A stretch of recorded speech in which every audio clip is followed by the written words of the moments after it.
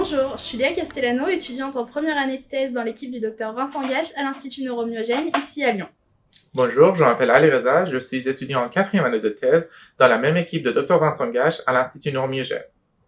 En effet, notre institut fait partie des équipes soutenues par AFM dans un pôle stratégique de Myoneuralp.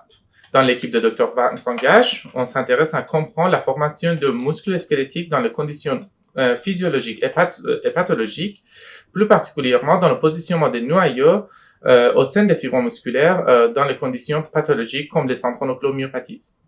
En effet, comme vous pouvez le voir sur ces coupes transversales de muscles d'individus atteints de centronucléomyopathie, nous pouvons voir une délocalisation des noyaux représentés en bleu dans le centre des fibres musculaires, qu'on peut comparer à un patient contrôle où les noyaux sont localisés à la périphérie de la fibre musculaire. De nombreuses études ont montré que cette délocalisation de noyaux était associée à des altérations du fonctionnement des muscles.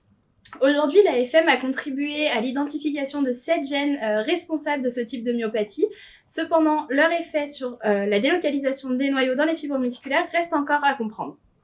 Dans ce cadre, pour identifier les mécanismes impliqués dans le positionnement des noyaux, nous utilisons des techniques de culture cellulaire issues et extraits à partir des muscles des patients. Mon projet de thèse consiste à étudier en détail le rôle d'une protéine impliquée dans les phases précoces de la formation des fibres musculaires et qui régule l'agencement initial des noyaux. Dans mon cas, j'étudie plus particulièrement le positionnement des noyaux au sein des fibres musculaires dans les zones plus précises qui font la liaison entre les fibres musculaires et les cellules neuronales. Ceci va contribuer de mieux comprendre le mécanisme de positionnement des noyaux, plus particulièrement dans les myopathies comme les centronucléomyopathies.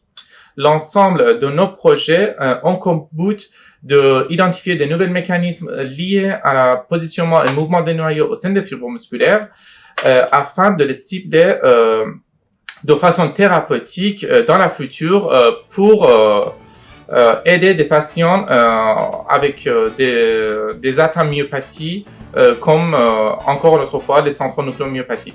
Merci pour votre soutien.